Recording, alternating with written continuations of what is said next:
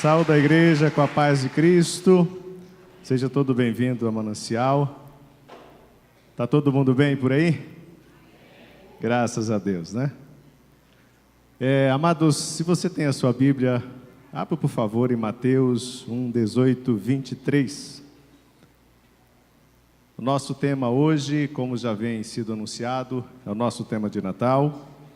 Cristo, Mateus 18, 23.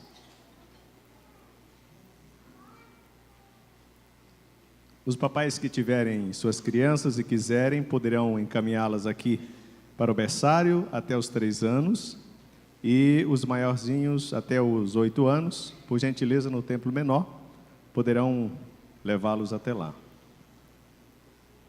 Vou pedir para que alguém possa acompanhar, os voluntários também podem ajudar nisso.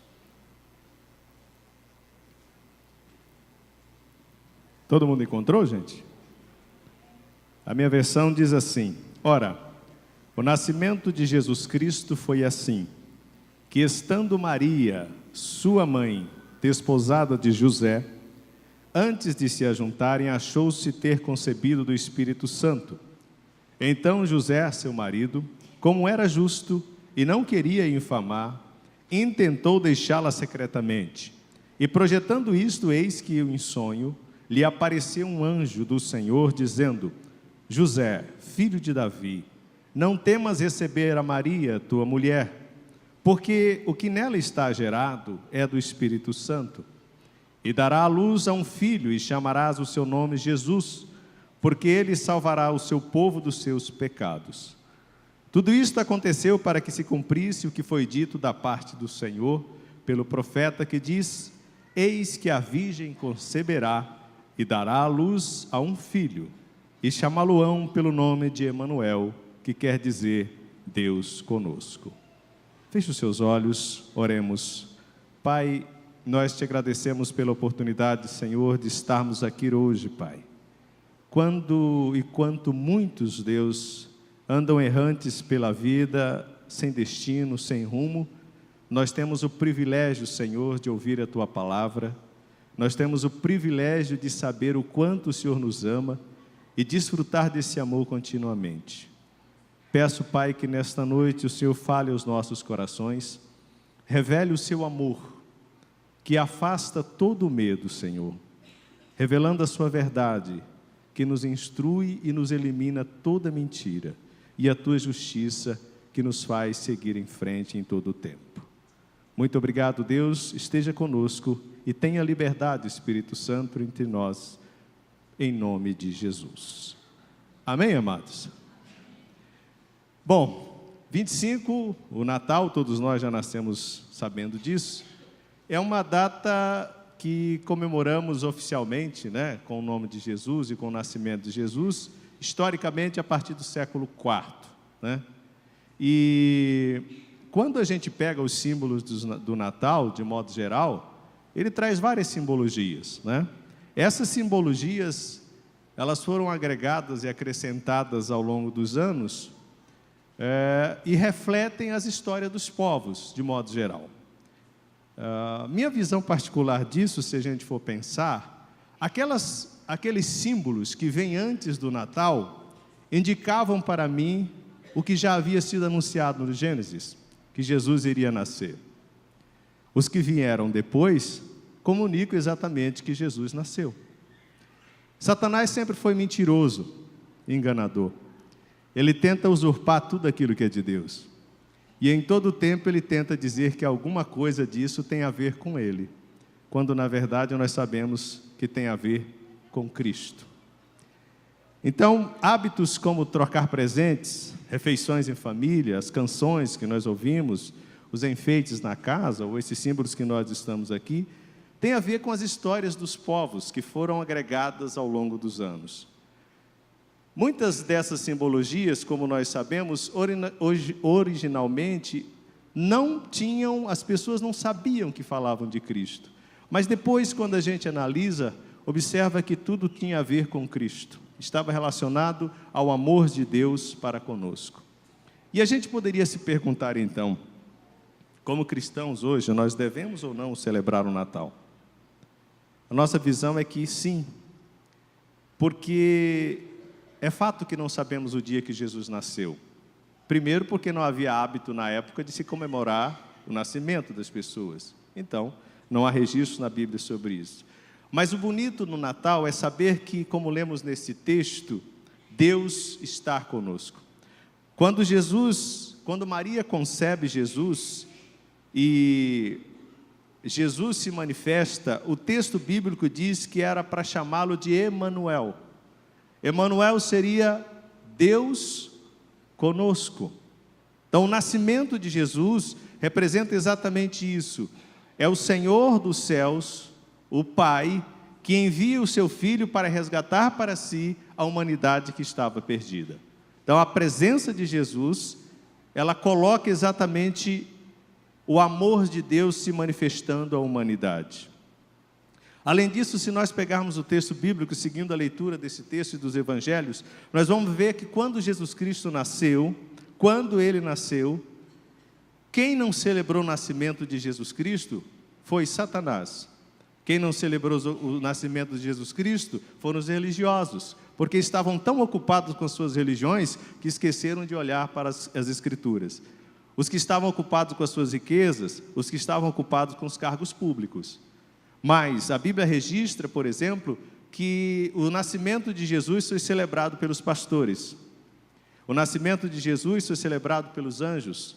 O nascimento de Jesus foi celebrado pela natureza, com a estrela que o indicava, pelos magos que vieram do Oriente, pelos astros, e todo o universo celebrou o nascimento de Jesus, porque entenderam que naquele momento Deus cumpria a sua palavra.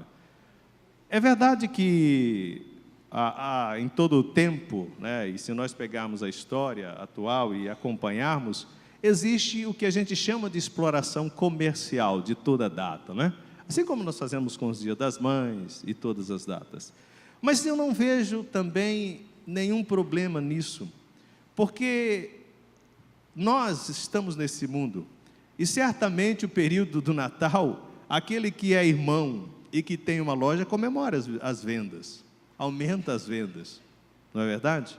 Então a questão não está em transformar isso ou explorar isso comercialmente, né? O cuidado que a gente deve ter é de não nos envolvermos a tal ponto de esquecermos qual é o sentido verdadeiro do Natal, que é o nascimento do Senhor Jesus, a celebração do nascimento.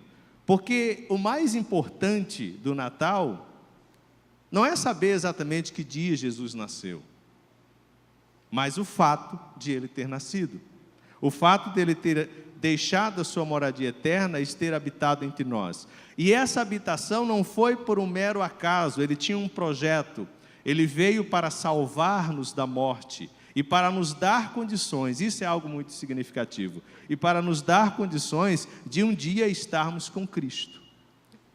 O Natal para nós cristãos é a celebração de Deus em Cristo, participando da humanidade, a fim de que nós, humanos, possamos participar da sua divindade. Amém, amados? Então, esse é o símbolo principal do Natal. O tema que está colocado ali, o texto anterior, em João 10, o versículo anterior, Jesus está falando exatamente que o ladrão veio somente para roubar, para matar e destruir.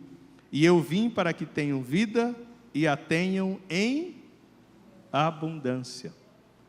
Então, o que a Bíblia está nos dizendo é que quando Jesus nasce, quando ele, pelo poder do Espírito Santo, é gerado em Maria, ele tem dois objetivos muito claros para nós. O primeiro deles está exatamente na primeira parte do versículo. Ele vem para nos dar vida.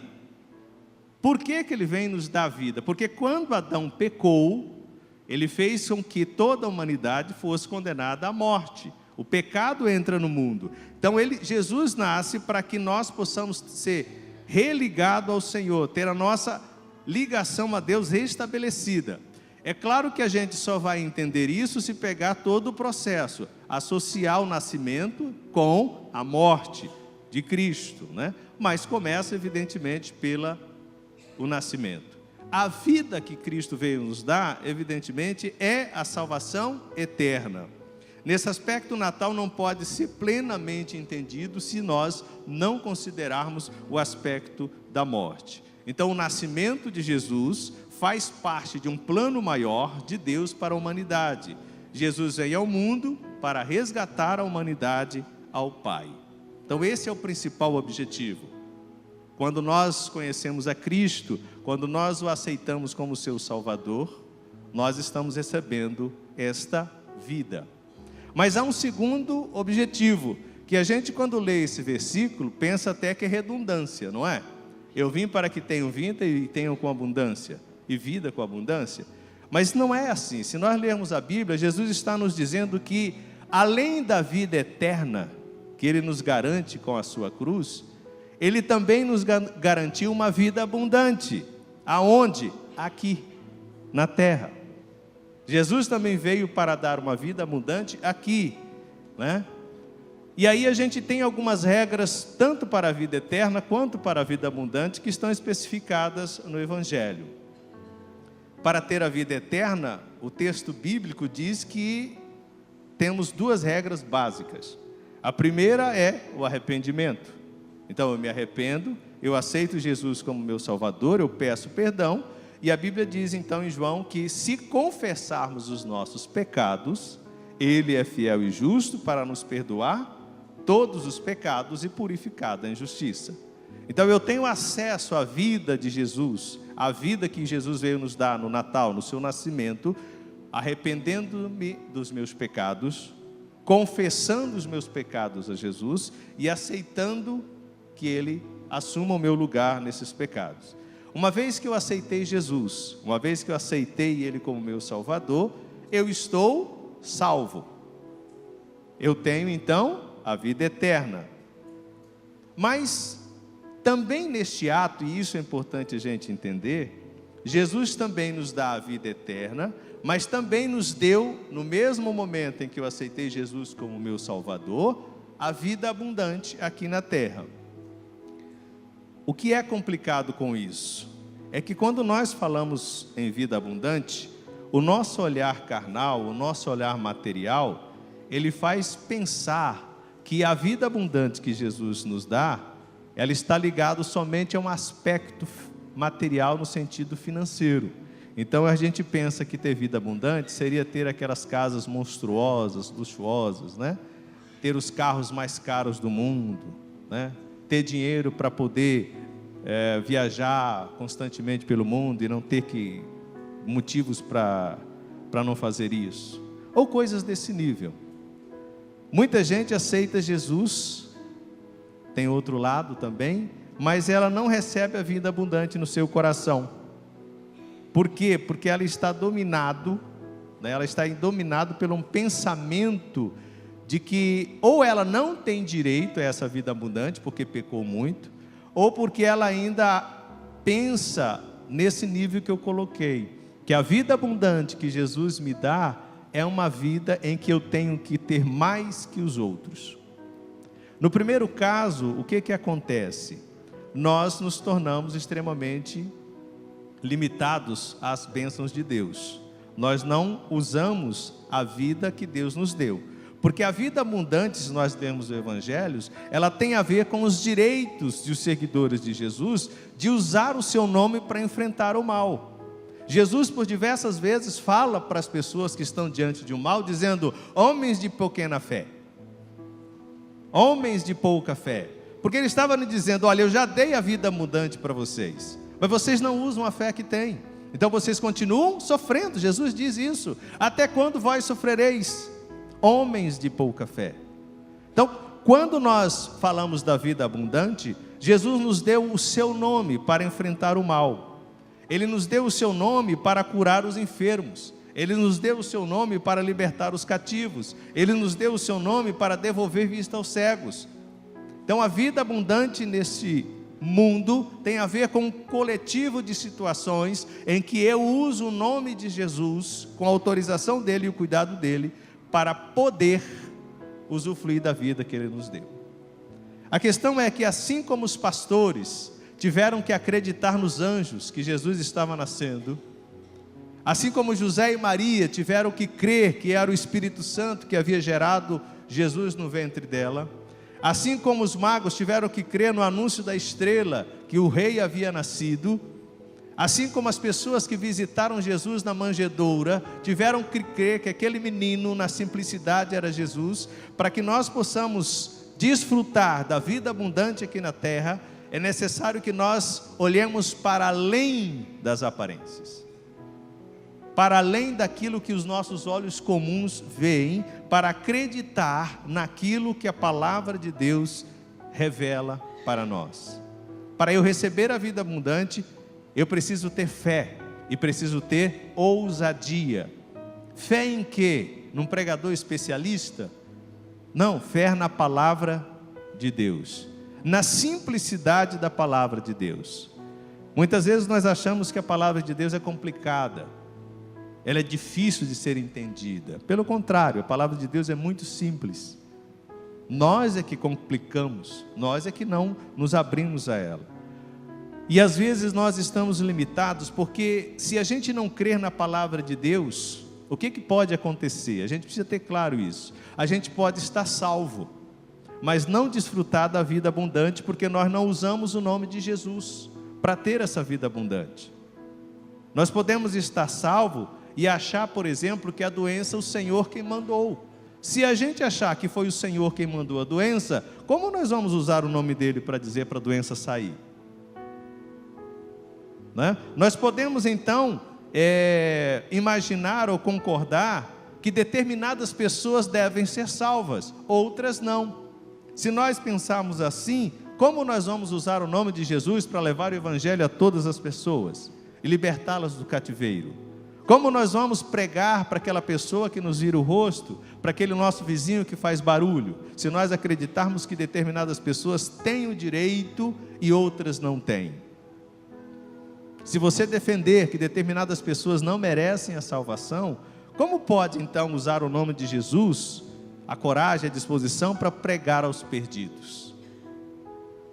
Se você não crê que foi Deus quem uniu o homem e a mulher, e que o que Deus uniu, o homem não deve separar, como você vai se dispor a lutar pelo seu casamento, a lutar pela sua esposa, pelo seu esposo? É preciso crer na palavra de Deus para que a gente possa usufruir da vida abundante que Jesus já nos deu. Jesus não vai dar a vida abundante para mim e para você. Jesus já nos deu.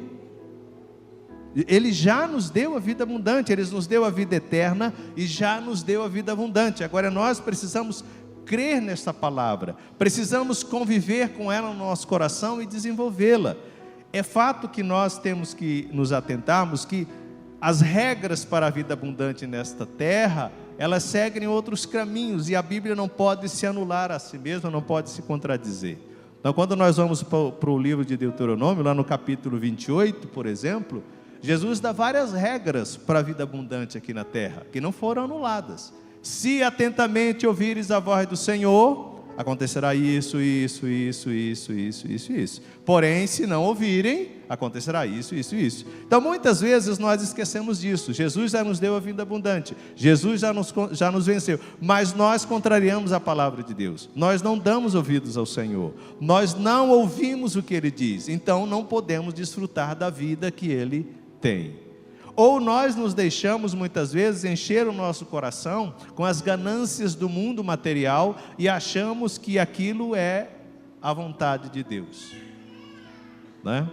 Então isso é algo que nós precisamos refletir para nós. O nascimento de Jesus nos inspira ao ide. Talvez por isso José e Maria tenham que ter saído da sua cidade, né? E caminhado tanto e ir tão longe para poder, dizem as escrituras que pelo menos aí uns 3 dias de caminhada.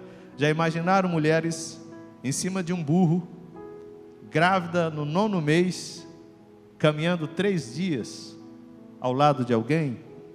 E é interessante que a Bíblia não relata em momento algum que José reclamou, que Maria tenha reclamado, ou que tenham dito, mas Senhor, que é isso? Vão nascer numa manjedoura?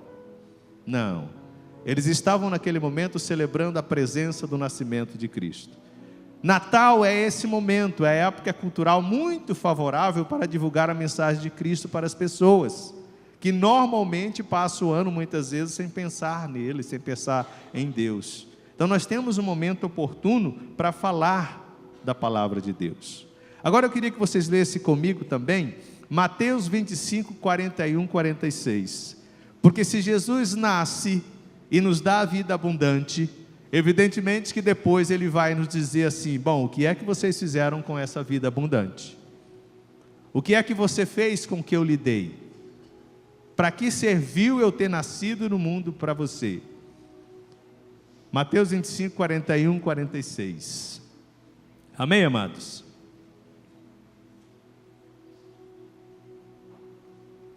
A minha versão diz assim: então dirá também ao que estiverem à sua esquerda: apartai-vos de mim, malditos, para o fogo eterno, preparado para o diabo e seus anjos.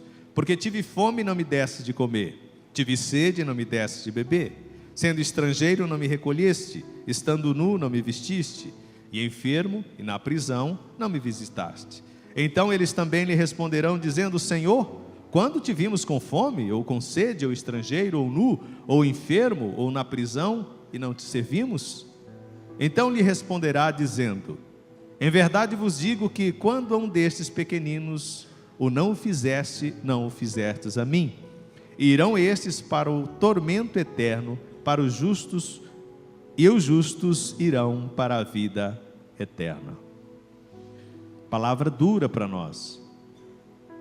Palavra dura.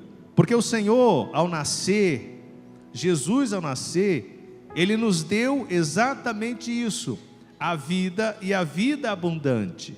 Mas nós teremos que dar respostas a isso e vamos ter que responder por isso. O que é que nós fizemos com a nossa vida abundante? Qual foi o propósito na vida? Para que nós aceitamos Cristo? E por que é que nós o temos por Senhor e Salvador? Qual é o seu propósito de vida? Estamos usando a nossa vida abundante aqui na terra para visitar os enfermos? Sim, aqueles que estão enfermos fisicamente, mas há muitos enfermos que não são fisicamente no sentido de uma bactéria, de um vírus ou de algo que está no corpo, mas está na alma.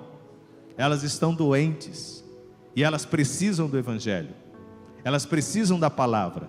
A ministração do Natal começou exatamente falando disso. As meninas que dançavam aqui falavam disso, a imagem de alguém que está doente, alguém que quer se enforcar, alguém que quer se matar, alguém que bebe, alguém que se envolve com a droga, porque a alma dela está enferma e ela precisa de Jesus. Você tem vestido os que estão nus? Sim, os nus que não têm roupa, no sentido, uma roupa para vestir. Infelizmente o nosso país vive essa tristeza e no mundo há muitas pessoas que não têm o que vestir. Às vezes do lado da casa da gente. E a gente está às vezes com o armário bem cheio, né? Sobrando, né?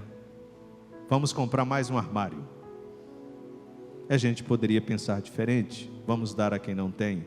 Mas há os nus que estão com as suas vidas arrebentadas, com as suas vidas dispostas, com seus sofrimentos, e que ninguém o acolhe, todo mundo o acusa, o condena, filhos, pais, esposas, e que precisam do Evangelho.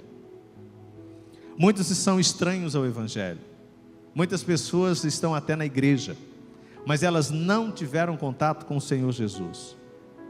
Talvez elas tenham muita informação, até da Bíblia, mas elas não conheceram Jesus. E elas não conheceram a Jesus porque elas continuam estranhas ao Evangelho, que é a boa notícia. São pessoas amarguradas. São pessoas que, quando abrem a boca, da boca delas só saem coisas ruins. Lá no nosso trabalho, lá no nosso vizinho, essas pessoas precisam de Jesus, precisa de alguém que anuncie o Evangelho para ela. Mas aos que estão presos, aos que estão presos fisicamente nas cadeias, porque roubaram, porque mataram, porque defraudaram, esses também carecem de Jesus, porque Jesus Cristo morreu por eles, assim como morreu por mim e por você. Mas há os presos que estão presos em casa, presos com seus passados, presos nos seus traumas de infância, presos em suas almas e que precisam do Evangelho para encontrar um caminho de saída.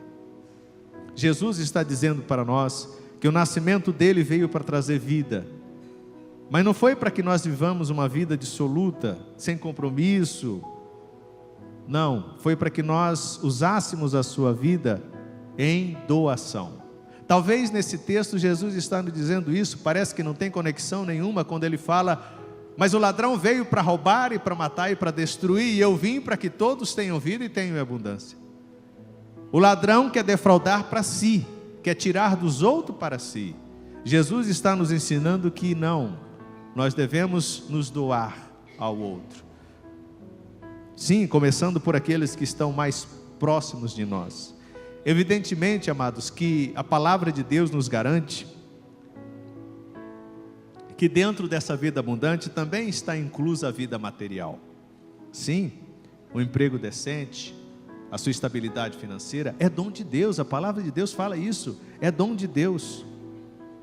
Ele conquistou isso também para nós. E não há nenhum pecado em você ter coisas boas. A Bíblia não condena isso em lugar nenhum. Pelo contrário, a questão é o que é que você faz com isso. O pecado pode estar em que aquele carro passa a ser mais importante do que a sua família. Aquela casa passa a ser mais importante do que estar na presença de Deus. A sua empresa passa a ser mais importante do que vir aos domingos, do que ir à célula, do que atender um irmão, do que acompanhar. Esse é o pecado, não é você ter aquilo. Você queria ter tanto carro, mas agora ninguém pode entrar nele porque ele fica sujo. E você reclama que levou o irmão para a igreja, o irmão sujou a igreja, sujou o carro todo. Então o carro já passou a ser mais importante do que Jesus. A questão não é ter, a questão é o que nós fazemos com isso. E é um cuidado muito importante, amados, que nós temos que ter, porque às vezes nós não queremos somente ter, nós queremos ter mais que. Então eu quero ter a melhor casa do meu bairro, eu quero ter o meu melhor carro que meus irmãos, eu quero ter mais que. Isso é uma ação maligna que nos leva a desviar do Evangelho e da verdadeiro nascimento de Cristo. Devemos sim, e Deus quer que tenhamos o melhor, mas nós não podemos colocar isso como objetivo de nossas vidas. Há coisas muito mais sérias e muito mais importantes que podemos fazer com Cristo em nossas vidas. Que adianta termos casa se não podemos viver dentro delas? Por que temos mais se não podemos desfrutar com a família? Está chegando o Natal e muitos celebrarão agora, e será um momento muito bonito e muito importante para você fazer com a sua família. Celebrar o Natal. Vamos celebrar com Jesus, colocando dentro dele a presença, o perdão, o pedido de perdão uns aos outros, a reunião com a família em casa. Não se ensina a pedir perdão se não fazemos primeiro. É necessário que nós façamos primeiro para que as pessoas entendam o que é perdão. Não há Natal sem Cristo para nós cristãos, talvez para os outros. E Natal, amados, não é somente uma época ou uma estação do ano. Natal, como já havíamos anunciado, é Deus descendo até nós para nos permitir chegar até Ele. Para viver uma vida em abundância, como nós colocamos aqui pela palavra de Deus, é preciso dar mais valor à qualidade de vida e menos valor às vaidades pessoais e bem-estar pessoal. É preciso cuidar mais do ser. Jesus nos ensinou isso na manjedoura. A manjedoura não fazia quem era Jesus. Ele continuava com a sua glória. Muitas vezes nós estamos muito preocupados com as vaidades do mundo e esquecemos de ser. E nos afundamos nisso.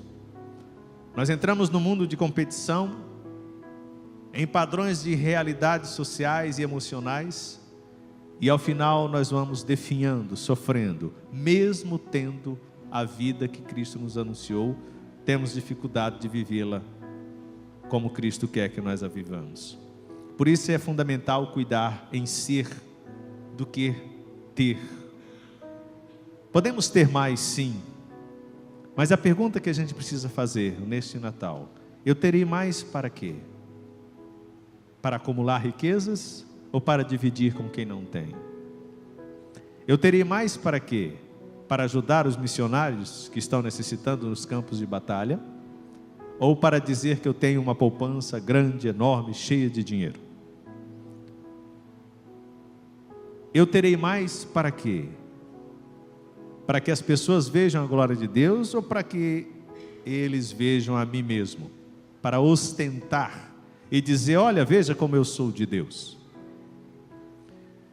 O Natal, amados, precisa nos motivar a ofertar mais do nosso tempo, da nossa vida, do nosso dinheiro também, dos nossos bens. Aqueles que estão ao nosso derredor, em primeiro lugar, a nossa família, os nossos parentes, mas aqueles talvez que não têm nada, absolutamente nada. O verdadeiro Natal, amados, é praticar atos de compaixão e solidariedade. Sim, durante o Natal e festas do final de ano, mas também, como cristãos, praticar isso o ano todo, como forma de manifestar a graciosidade de Deus, em nos ter amado sem mesmo nos saber que existíamos, em nos ter enviado um Redentor para nós e para a nossa humanidade.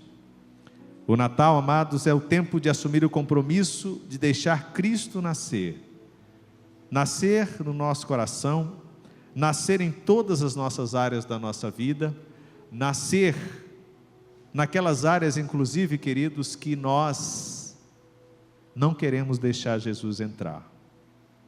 Deixa Jesus entrar nessa área que está escondida, deixa Jesus nascer aí também, porque as luzes do Senhor e a vida abundante que Deus nos dá, ela foi feita para mim e para você, para que você a viva neste mundo, e um dia, juntos possamos estar com Ele, para todo o sempre. Amém, amados? Que Deus abençoe, em nome de Jesus.